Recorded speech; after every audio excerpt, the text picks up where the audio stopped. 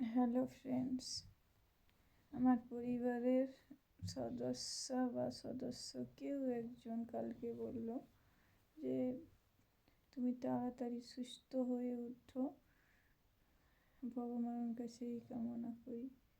তুমি 100 বছর বাঁচো চাই, কিন্তু বাস্তবে সেটা চাই না। আমি একদিন যদি বাঁচি, ঠিকঠাক করে বাঁচি, ঠিকঠাক পরিবারে বাঁচি, ঠিকঠাক খাওয়া দাওয়া চিকিৎসা পেয়ে বাঁচি।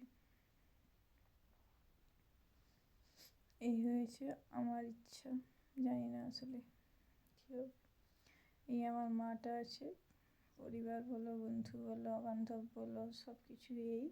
আর মাঝে মাঝে আমার পরে রেগেও যায়, কেন এটা এটা কী হলো, সেটা কী হলো, সেটা কী হলো। আর আমার দোকানের কাস্টমার এমনি আসে না 1 টাকারও কাজ করতে। যখন আমি খেতে বসবো তো উঠে যেতে কষ্ট হয় না, তখনই আসবে।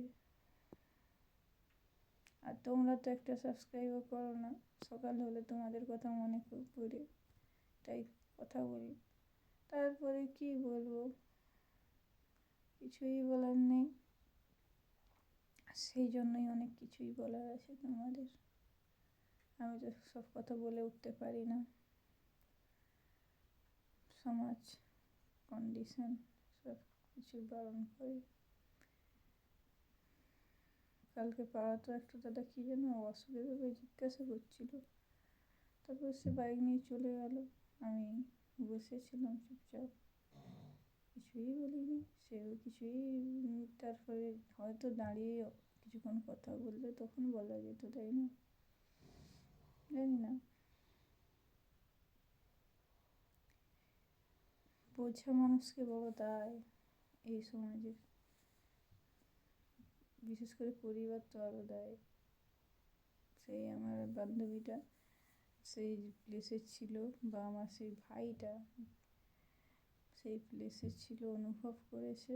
সেই জন্য কিছু হলেই ওই দিনের কথা আমাকে পাচ্ছে না, মা তাকে ফোন করেছে 10 মিনিটের ভেতরে 35 কিলোমিটার অতিক্রম করে চলে এসেছে 10 মিনিটে সাইকেলে।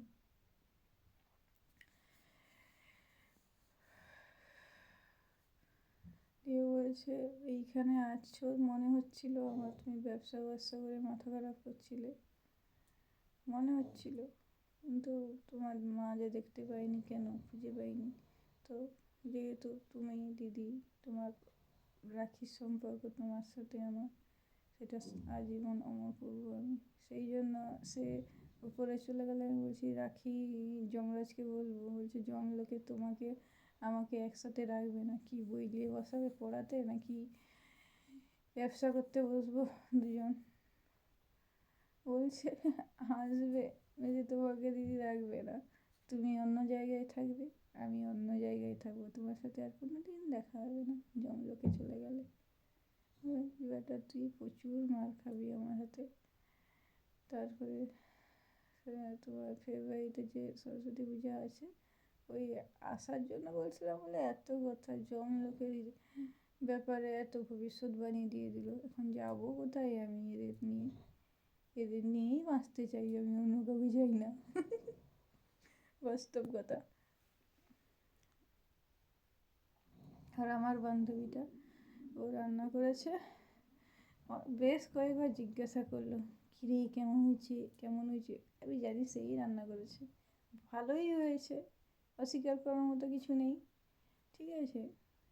আমি বললুম অত হয়নি, কিন্তু হয়েছে। হ্যাঁ, সেও ভালো রান্না করে, এও ভালো রান্না করে, সবাই ভালো রান্না করে, আমি কিছুই পারি না। কোনো কালে আমিও ভালো রান্না করতাম।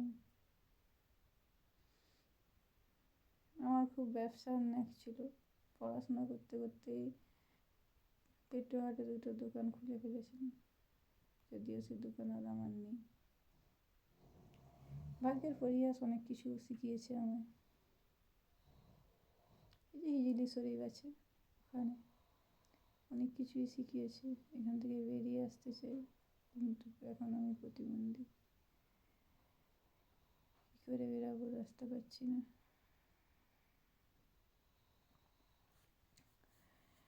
জানি না এখানে ব্যবসা কত কীরকম হবে, কীরকম চলবে, ঠিক আছে, জানা নেই। তোমরা একটা সাবস্ক্রাইব করো, আমার ঔষধের ব্যবস্থা হোক। এই মাসে তো হয়ে গেছে, পরের মাসে হবে কিনা আমি নিজেও জানি না। আমার যেন বাঁচা যেন আশঙ্কায় আছে, অনিশ্চিত বেঁচে থাকা। সুস্থ হতে চাই আমি, বা সুস্থ থাকতে চাই আমি।